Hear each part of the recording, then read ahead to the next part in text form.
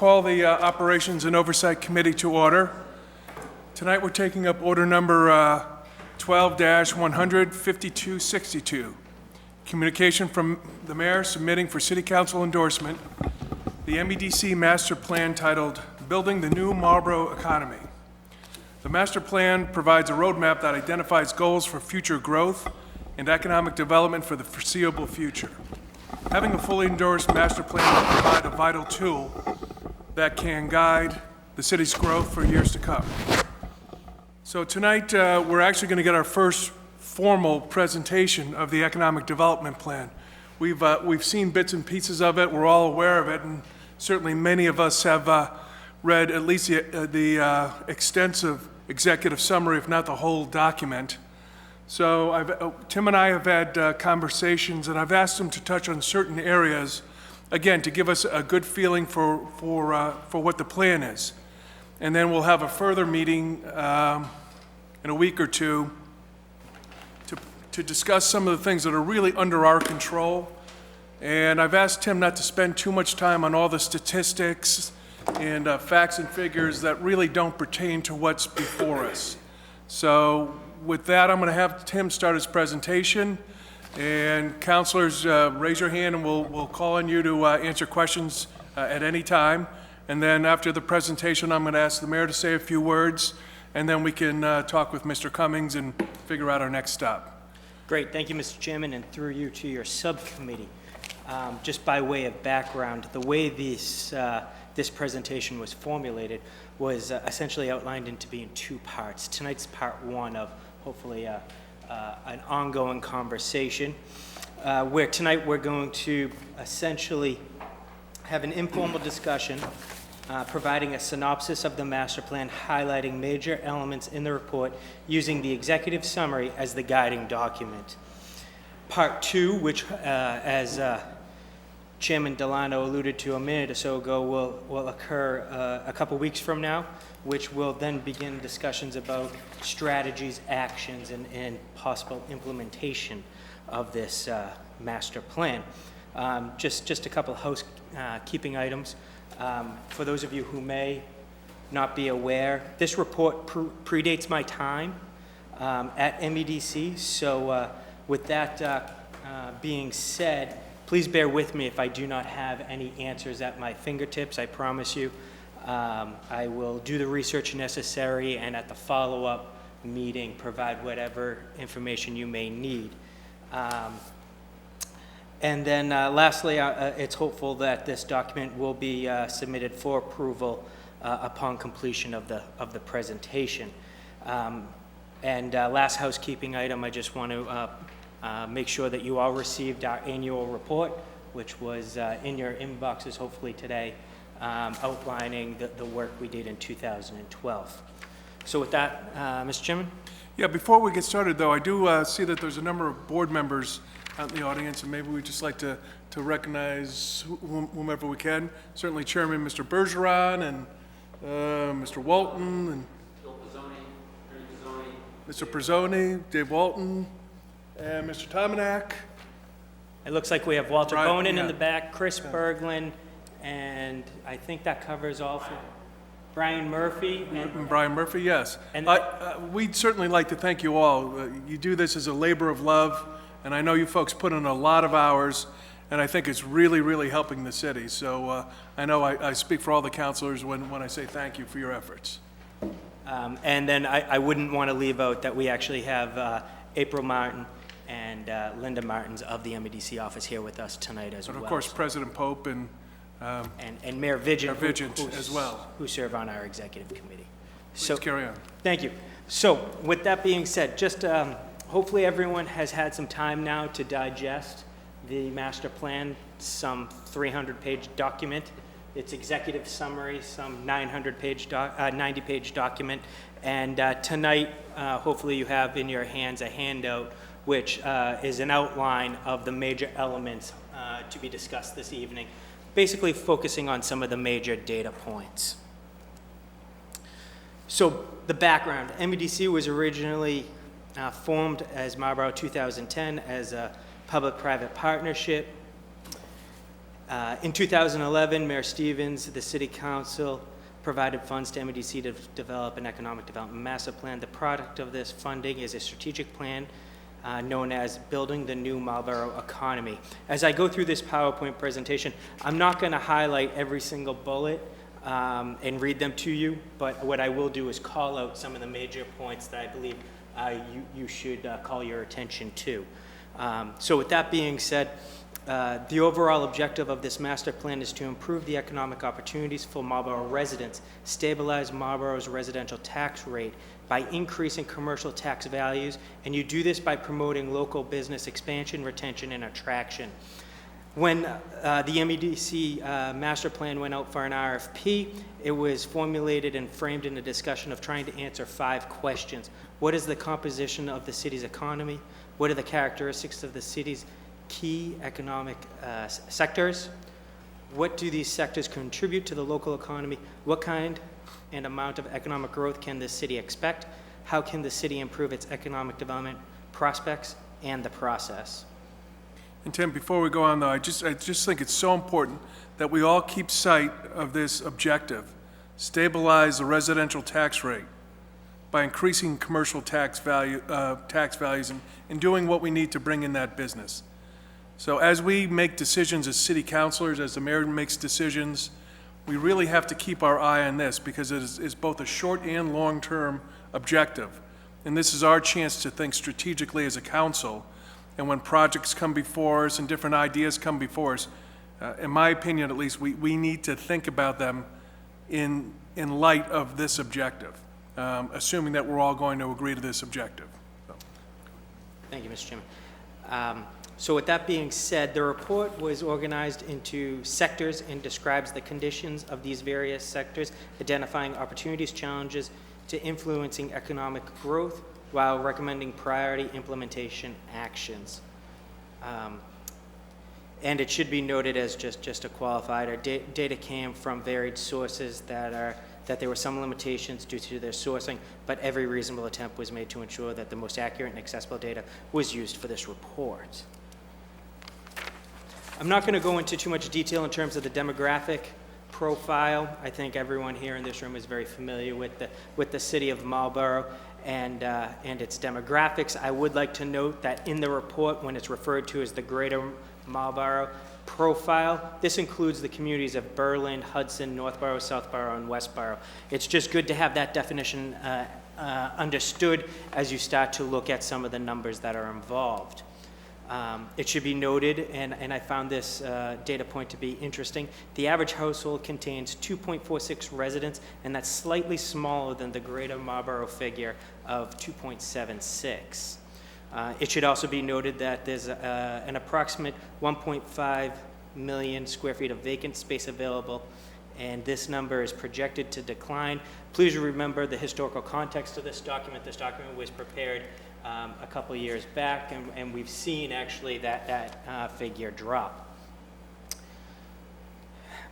It goes without saying that to achieve substantial economic growth, it must come from the creation of new office buildings. However, this will not occur until you see vacancy rates drops. Now to get into more of the industrial profile of the city. There are 270 industrial parcels of land. The aggregate total of this is $428 million. This represents 9% of all assessed land in the city of Marlboro, translating into an average of a 1.6 million per parcel. This actually represents 1% of all buildings in the city, which is 112 buildings in total. You can see a 6.457 million gross square foot figure. And all this resides within 10 different zoning districts. It should be noted that 76% of these buildings are located in either limited industrial zoning or a straight industrial zoning district. 21% of the sites are actually located in residential zoning.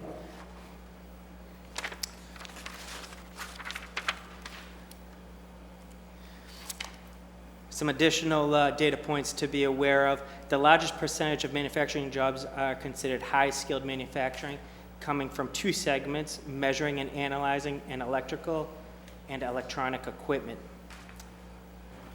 30% of all jobs in Marlboro are manufacturing-based. The report goes on to suggest that due to manufacturing's shifting role in economic development, little should be done in pursuing this industry as a primary source of jobs, but rather more broadly used as a secondary support market.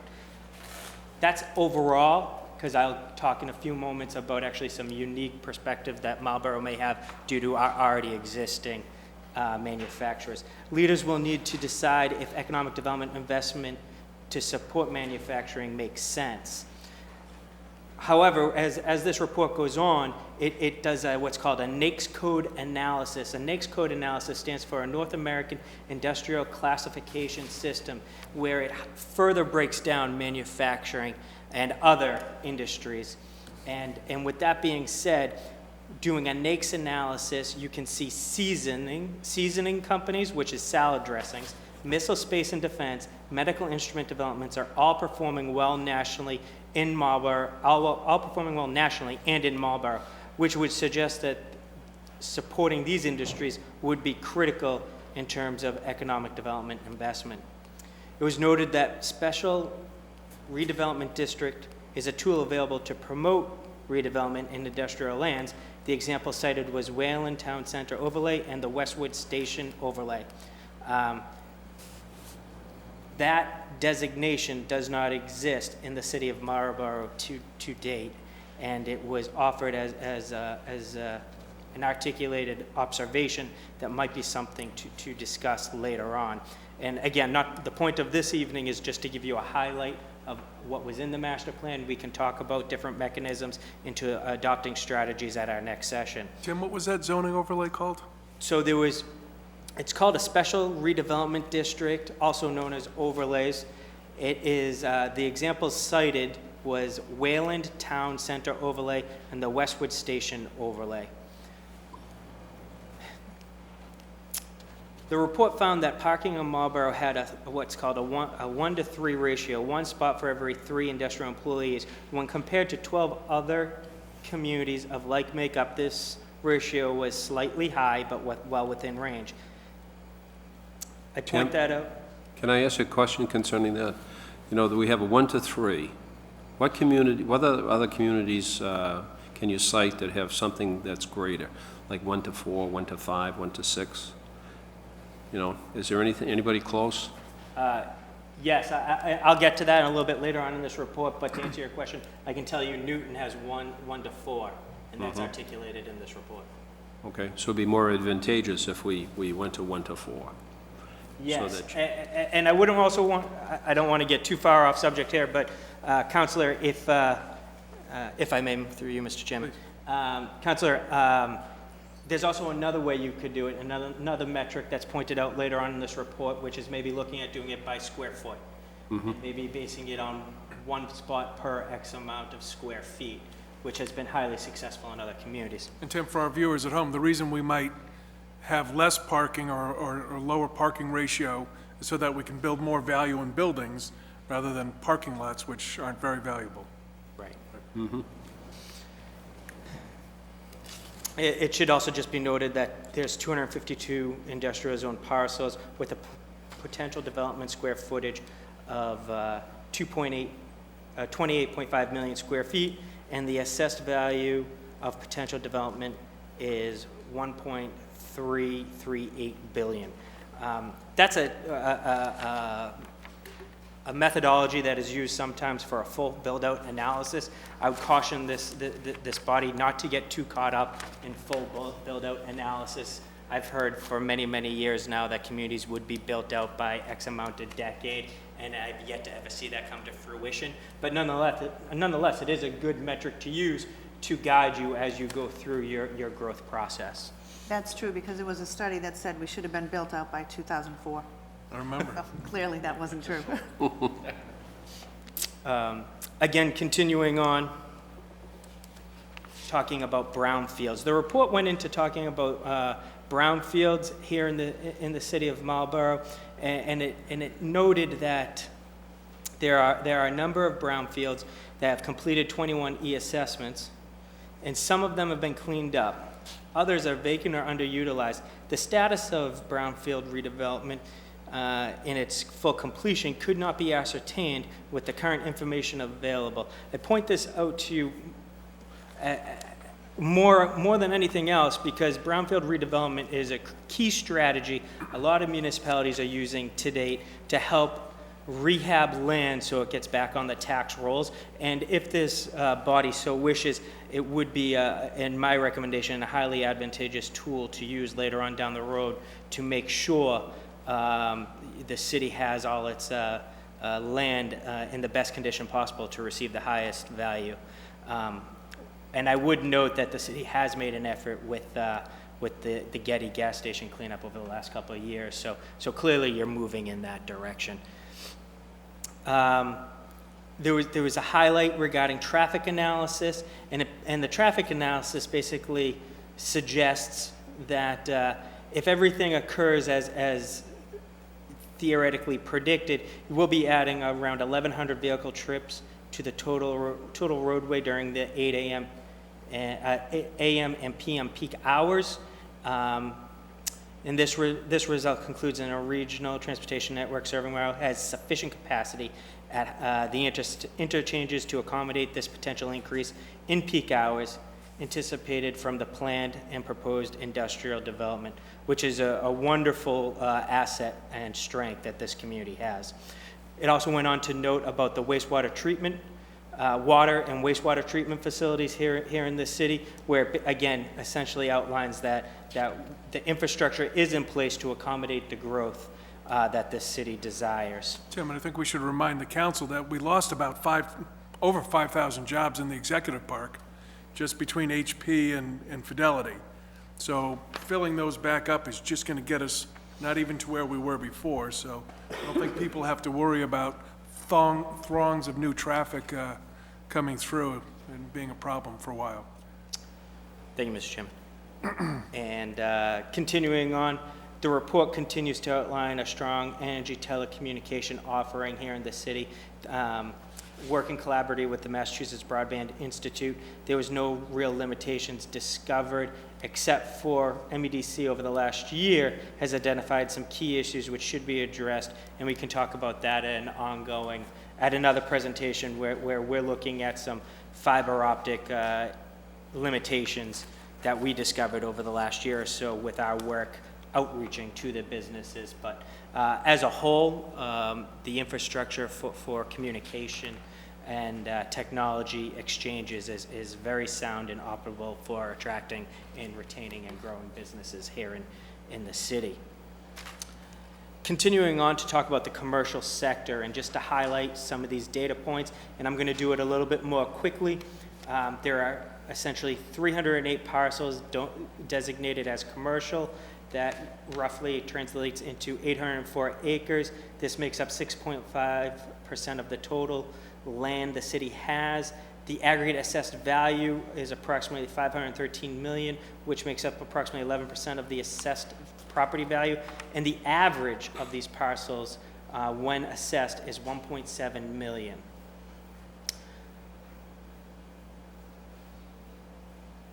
There are 216 buildings making up 2.16% of all buildings within the city and contain 7 million gross feet of square footage. It should be noted that there are 9 different zoning districts with 57% of the inventory, 75% of the building inventory coming from either the business zoning district or a limited industrial zoning district. Commercial sectors represent more than half of all the Marlborough employment, but are not the importers of wealth, but rather they are the secondary market supporting primary industries. What this fact means is, and I would point you back to the manufacturing sector. The manufacturing sector, even though it is not performing as strongly as some may like, it actually is a great generator of wealth, because they export products to economies outside the city of Marlborough and the region. Whereas in the commercial sector, you have jobs that are essentially circulating the same dollars. So there's no new wealth created. Even though you may have jobs, those jobs are actually splitting the same dollars, to think about it in a very simple way. The last comment to make here is the last bullet point, which is the real estate market shows a net absorption of 200,000 square feet of office space, 54,000 square feet in Marlborough, and will perform worse than the overall market over the next 2 years. I would suggest that this data point may be slightly off with all that's happened through the progress that and the commitment that you folk have made over the last couple of years. But nonetheless, at the time of this historical document, that was a safe assumption made. Continuing on to talk about the commercial sector, Marlborough has 2 commercial zoning districts, while other communities often have more than 2, to distinguish different areas of the community, essentially creating a sense of destination or place. Such neighborhoods are downtown centers, shopping centers, and highway commercial areas. An example of this is in the town of Lexington. There are 6 commercial zoning districts, 2 for office, 1 retail center, and the other 3 for differing types of mixed-use community centers. What this does is something similar to the city of Newton, which creates more of a village feel, allowing for synergies to take place between the differing corridors or pockets of development. Again, this report goes on to note that special redevelopment districts or overlays, as the consultants noted, Marlborough has no zoning districts specifically geared towards promoting redevelopment in these commercial districts, which is often used to help with marketing the land that is presently available. I would suggest again that this just goes to show that this is a historical document, because I would applaud this body for moving forward with the mixed-use concept at the HP site. The HP site embraces a lot of the concepts that were, or all the concepts that were articulated in this master plan. The next data point I'm going to point out, just more so just for my own amusement, it's called a floating zone, and and I would not suggest that this might be a strategy or a technique that the city wants to pursue, but it is a wonderfully creative and innovative tool out there, which essentially allows the city to adopt what's called a floating zone. You set design criteria standards and you regulate the uses, but essentially you don't designate the geography of where that zone will drop in. And it is a wonderfully incredible, it's a wonderfully innovative tool to allow communities to have the type of use that they may want, but they're not exactly sure where that land actually may be. And by applying this type of abstract regulation, you work with the development community through a negotiated process to ultimately allow for that use to come to be. An example may be if the community desires to have a gym, and the gym will have a swimming pool and a golf course and a few other amenities, but you don't necessarily want to zone it in the business zoning district. You can create this floating zone, and then if a developer wishes to come in and pursue that, you can then, if the demographics and the land criteria meet, drop that floating zone in on top of the land that otherwise it wouldn't have been regulated for. Can you give us an example? Do you know of any place that's done that? I said I was putting this out there for just for your own edification, because I don't know, and I would say that a lot of communities have not yet embraced it here in Massachusetts, but I think it's received wide success in other areas of the country. So I guess that was my next question. Your opinion on this would be? For very unique and community-driven desires that you want to send a signal to the private sector that you would like to see a certain use in your community, I would use this tool. So it would be a good way to kind of make people notice us, and That's right. if there was something that we felt was lacking, and That's right. Okay. Again, I would say a golf course. Something, recreational comes to mind. Mm-hmm. But it could be it could be you could take many different forms. It's just a creative. Councilor Landers? I think, Tim, what you're saying, that this is we have to be unique. You know, there's a lot of competition out there, even some of our other boroughs. And if you want to, you know, attract people, sometimes we have to do something that's unique, at least get their attention.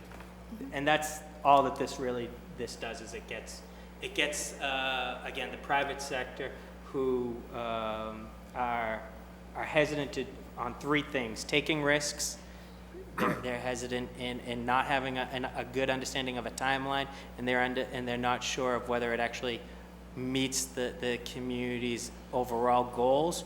It takes a lot of those issues, which are major issues for the private developers, off the table. So it minimizes the risk, and whenever you minimize risk, you can help assure that you get the community type of growth that you're looking for.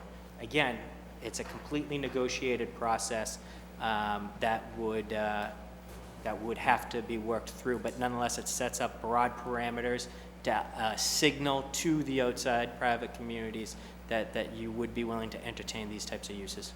Councilor Clancy? Recently, we had within the last few years, we had a request for an auto dealership just to move down the street. And because of his non-conforming use and the present use that he had, he wasn't allowed to move down the street. And I think that most of us in this room probably saw it as a betterment for that parcel of property that they wanted to put it on. The only problem that we ran into was because it was called spot zoning. You know, this is very similar, you know, would we call it spot zoning? You know, it would be very dangerous, I think, that if we adopted something like this. But we'd have to look at it very, very closely and how we used it. I don't disagree with that. I think you would have to look at it very, very, very closely. I think the standard operating procedure of spot zoning has changed over time. I don't think what was once considered spot zoning now in today's day actually is spot zoning, because zoning in and of itself is a living document, and it changes over time as communities, cultures, and economies change. And with that being said, innovative ideas and practices need to be adopted to stay competitive in a global market. And I would suggest that I would suggest that if done appropriately, this type of zoning would meet and exceed any type of legal challenge. It's been done time and time again in other areas and has withstood it. But it has to be done properly, and it has to follow a process. It's an idea for discussion, but let's move along. We have another meeting tonight, so.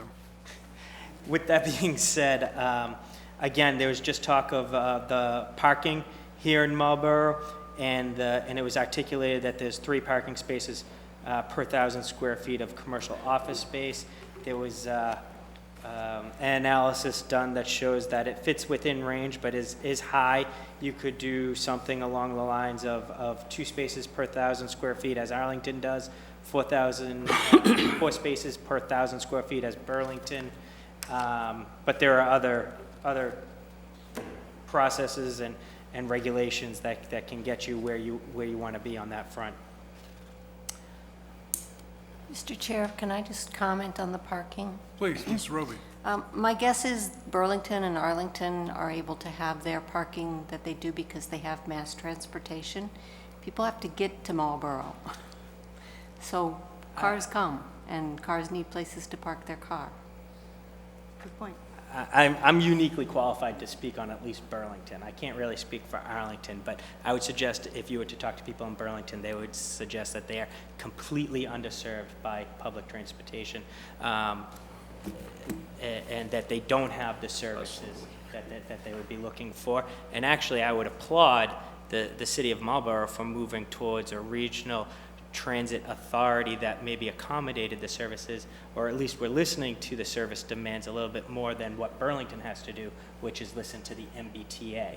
And as we all know, MBTA provides services for the inner core. Burlington, Arlington are definitely outside the inner core. I think Arlington does get serviced by the MBTA, much more so. That's due to a density trigger that a lot of the other communities don't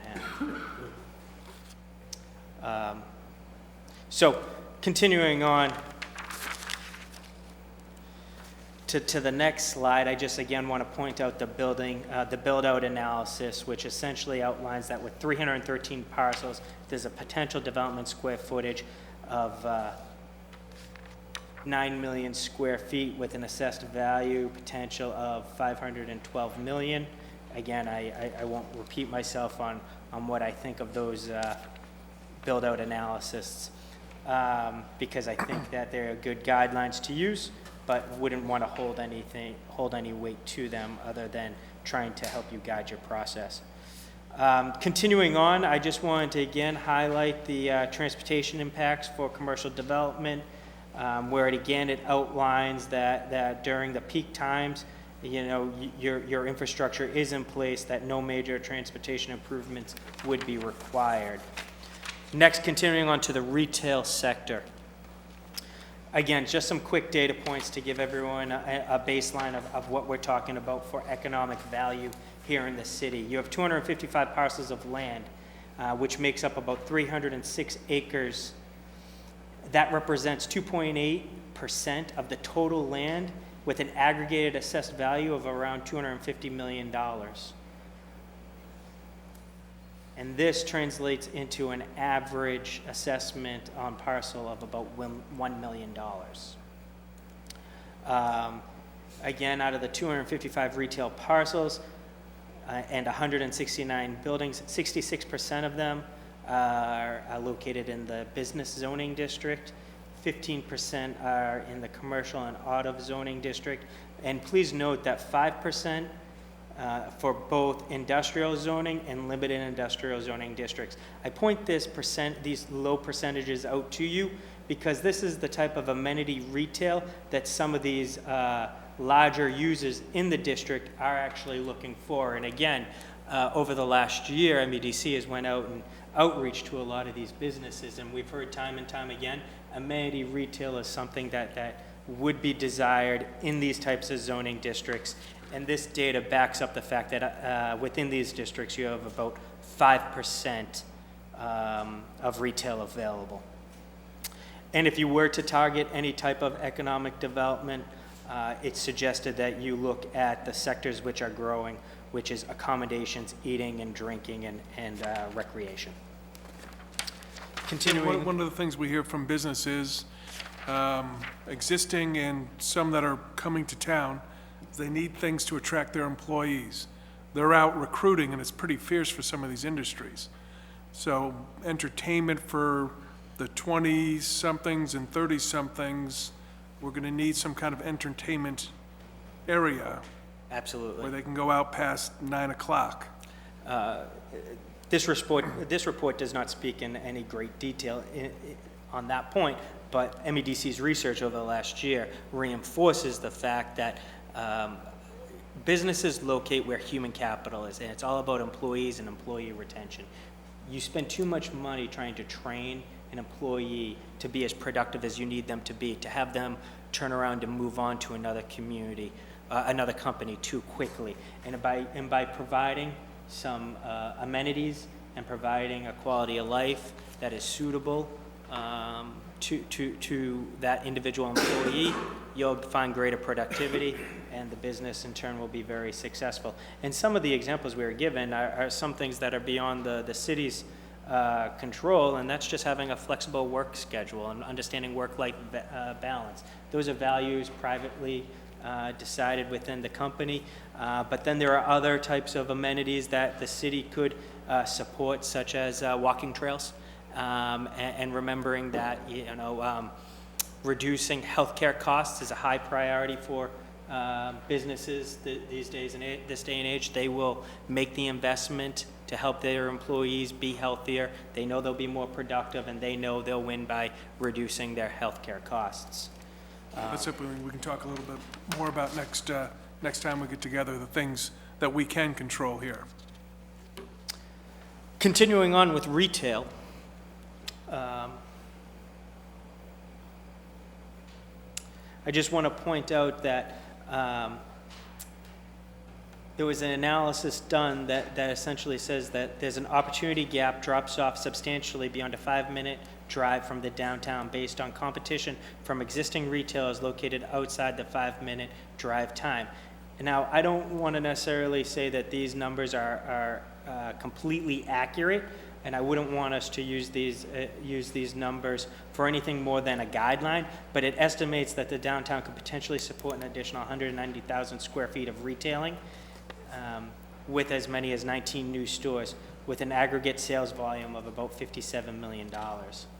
It also goes on to note that the west side could potentially see about 1.3 million square feet of retail in approximately 241 stores, which would increase sales volume for about $335 million. Lastly, just to talk about the retail build-out analysis, potential development square foot would be about 5.7 million with an assessed value of potential of about 306 million.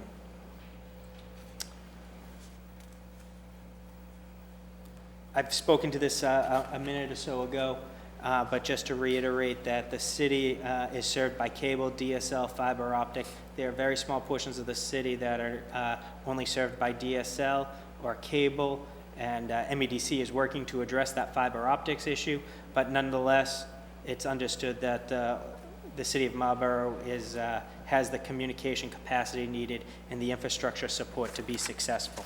Mr. Chair, Councilor Oro. quick question, definition of downtown?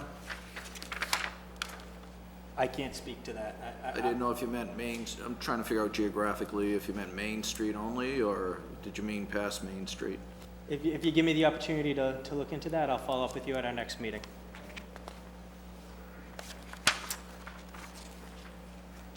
Residential. And I don't want to spend too much time on residential. I have one slide here, but it is a component of economic development. And I just point out the fact that the state even recognizes housing as a critical part of economic development, because it's the same secretary that oversees economic development, oversees the housing strategy for the Commonwealth of Massachusetts.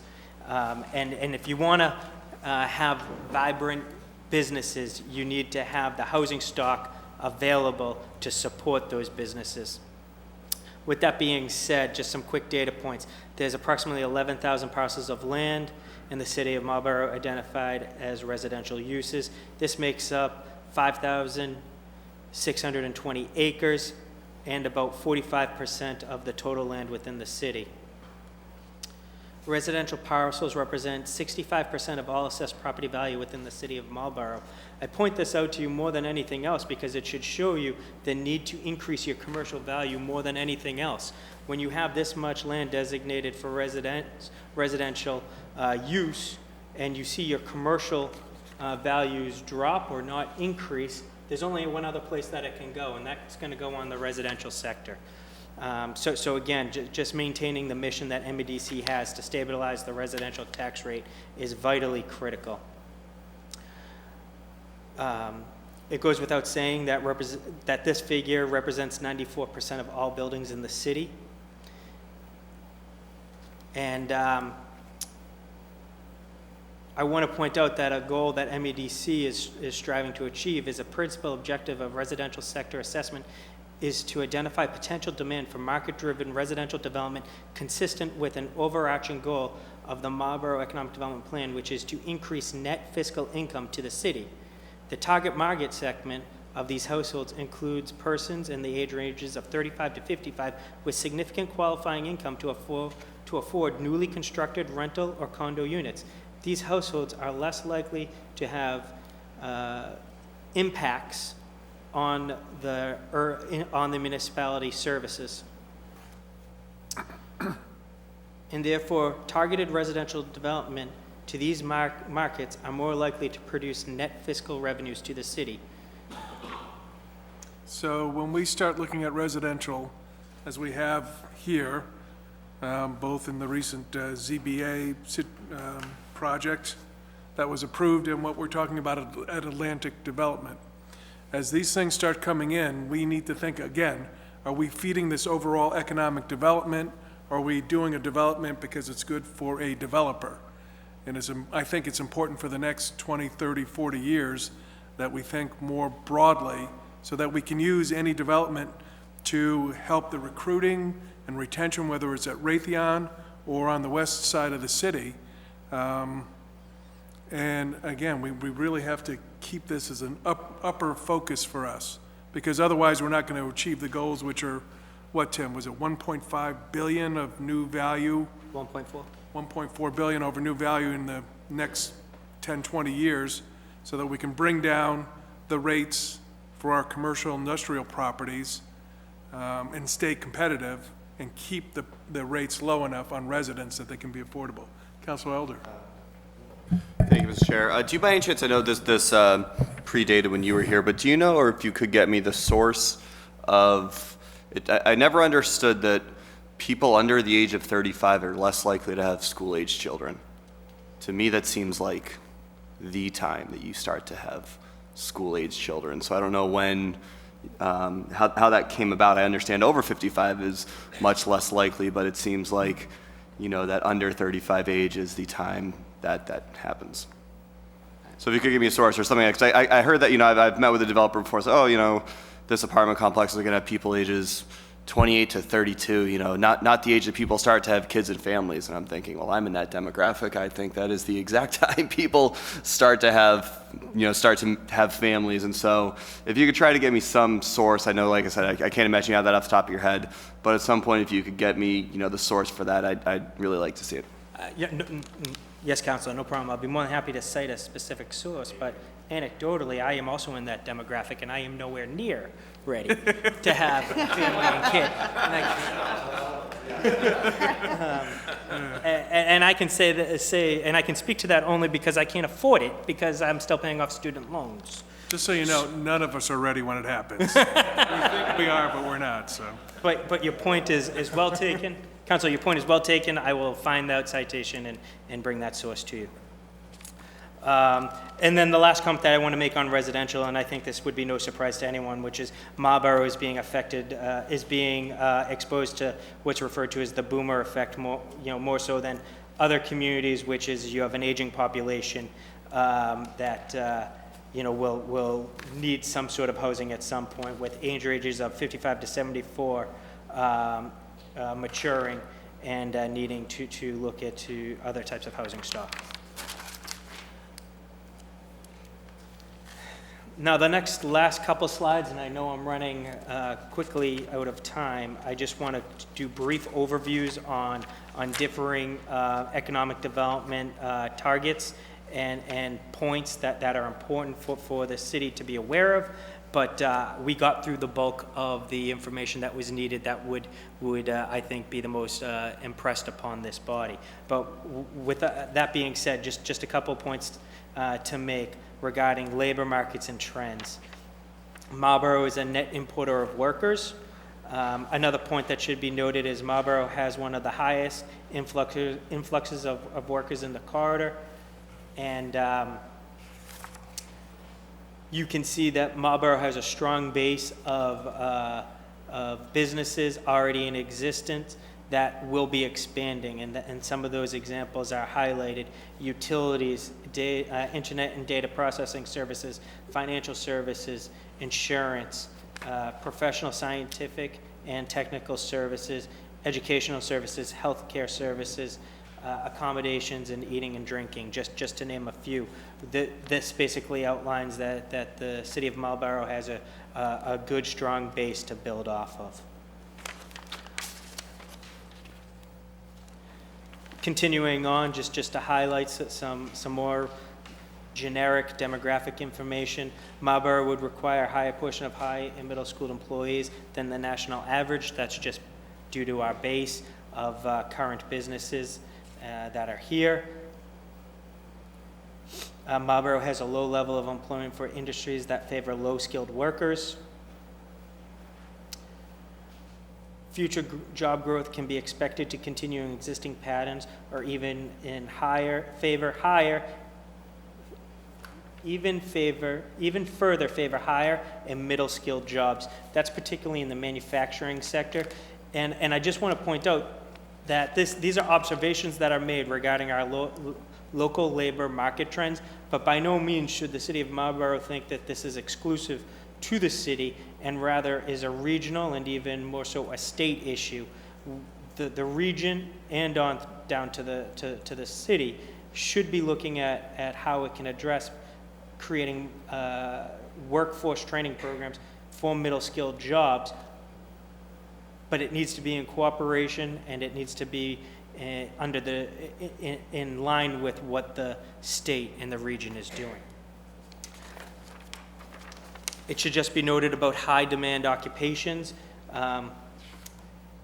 Here in Marlborough, you have employers looking for jobs that are difficult to fill because of the high skill set that's needed, and conversely, it's hard for them to find labor for low skill sets.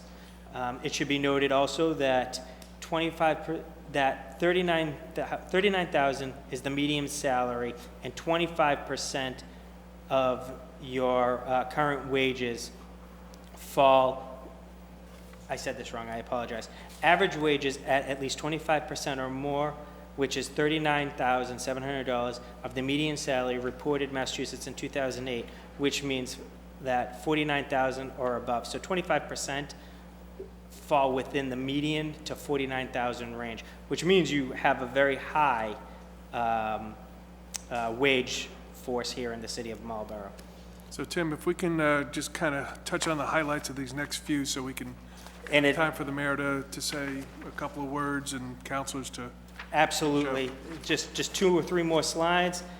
Basically, it talks about the overview of the economic development support system, which shows that we have a strong wastewater infrastructure, we have a strong water infrastructure, energy system, transportation system.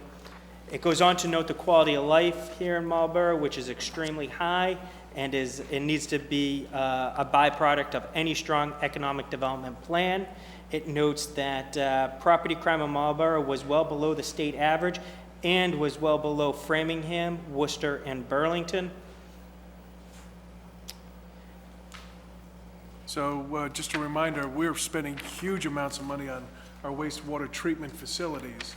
And a lot of that residents feel because their water and sewer rates are going up, but we're also keeping a ton of business and bringing in businesses, which really does keep our property taxes on the residential side reasonable. They're still expensive, but they're reasonable compared to our neighbors. So. And thank you, Mr. Chairman. And then just lastly, in terms of Marlborough structure, capacity, and resources, it goes without saying that it's because of this form of government, the support we have from the chamber, committees, councils, task forces, the Marlborough Downtown Village, we are able to position ourselves for economic development success.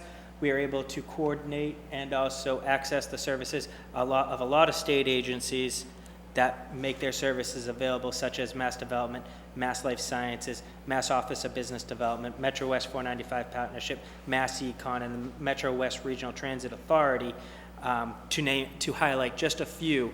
By having an organization like MEDC, we're able to coordinate and then execute on all these differing economic development techniques and service plans, which will only be for the betterment of this city. So with that being said, that essentially gives you a highlight of the economic development master plan. Okay, thank you so very much. Thank you. I'm going to ask Mayor Vigil to come up and say a couple of words, if you'd like, Mr. Mayor. You can sit down, yeah, wherever you're comfortable. And Tim, you can, yep. Thank you, Mr. Chairman. I'm much more comfortable here than in the well, so. Okay. Thank you very much for the opportunity to come up. I just really wanted to express my thanks to the council for all their support. I know that what Tim went through tonight is not new information for most of you or any of you. It's just reinforcement of what we've talked about for a number of years here in the city and with the city council. This plan is a guideline on how to generate the highest and best use we can in the city, keeping the residents in mind as we're moving through that. The 3 big pieces that we're going to be looking at are doing something with Route 20 West and the developments down there and how we can help out Raytheon and better develop the value down in that area. Also, the inner city, the inner core city, and I believe, to Councilor Orm's point, it's a 5-minute walk from Main Street, but we'll double check on that to make sure. But the inner core and having some mixed use down here to generate more walking traffic for our businesses, for our restaurants, and keeping a vibrant downtown or cultural district, as we've been named now. I think that's so important to continue that and move it forward. The third piece, and I think one of the things that we've done down in the office park, is with your assistance in approving that overlay district, to bring that value from that property down there. Maybe it's not the highest property, the highest taxes we could generate from the property. Maybe the best use we could get out of that property for just simply generating money would have been trying to push for a casino for that property. But I think many think that what we have developed down there, and companies like TJX and Quest Diagnostics, brings us a much better value for the city of Marlborough. So it's not necessarily just the highest use, but the highest and best use. I think there's an opportunity where we're bringing the value and the use up in the city of Marlborough for what's best for our residents, as opposed to something that you're looking at later on tonight that's talking about diminishing the value down to the neighbors down there, bringing commercial automotive down to the area, and abutting one of our largest taxpayers in the city. So it's keeping an eye on this plan and moving things forward. Thank you very much. Anything I can do to help along the way, we're going to be submitting changes for zoning, for different things. Obviously, we can't implement this entire program, but we're going to do it piece by piece where everyone's comfortable. Thank you, Mr. Chairman and members. Thank you very much, Mr. Mayor. So our goal for our next meeting will be for us to put our stamp on this report in a way that we're all comfortable with. We're going to have to deal with a number of issues over time, and we, as a council, need to understand what we're putting our stamp on. We're going to have to make some changes to zoning. We're going to have to make some density changes. We're going to need more entertainment and entertainment district somewhere. We're going to have more mixed-use properties. We have to make sure that we safeguard our valuable commercial industrial properties for use long-term, because we do have to build that value. And we're, of course, going to have to do all of this in a way that allows for continuation or even improvement of the quality of life in our city. So I'm not exactly sure yet how we're going to do that. We may change some of the wording in the document. We may have a preamble from the city council that we can agree on. So we'll discuss that at our next meeting. Are there any other questions before we break? Or Mr. Cummings, did you have anything you wanted to add? No, thank you. Councilor Oram. The only question I would have, and I didn't see it within the report, is related to higher education facilities. It was discussed that training and education to improve the work staff is recommended. I didn't see anything in the report noting land for campuses and so forth. I know Assabet Valley presently offers some secondary education as well as past that. I didn't know if, has that been addressed at all? Maybe looking at land for maybe a mixed-use type development with a school located within it, a college. Was it addressed or not? So, if I could, Mr. Chairman, thank you, and through you to Councilor Orm. You know, I'll look into that, and I will bring that back to you along with your other question at our follow-up meeting, which will hopefully be within the next 2 weeks. Of course, we get into the tension between, we don't want to take land that's going to be taxable and use it for education, but we probably do have some offices that can be used and some other properties that can be used for that purpose. I know the Chamber's been looking at it, and there's been some discussion, so that's one of the things we can talk about. And just by way of comment, Mr. Chair, if I could take a half a minute, just we can learn from others. I think when we saw those large, focused mixed-use developers here, not large, but the major players, they brought in some new insight to all of us, and for myself included. So mixed use is a great idea where it works, and I suggest we continue to take in that input from these major developers who develop mixed use, as well as any other groups out there, downtown groups. They bring in a major aspect to the heart of our community, so I would hope that we hear more about that. Thank you. Good.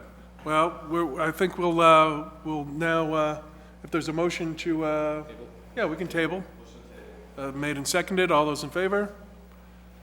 We are tabled. So we're going to adjourn the meeting, motion to adjourn? Made and seconded, all those in favor? It carries. So we are adjourned. Thank you, Mr. Cummings, Mr. Mayor, and councilors. Thank you.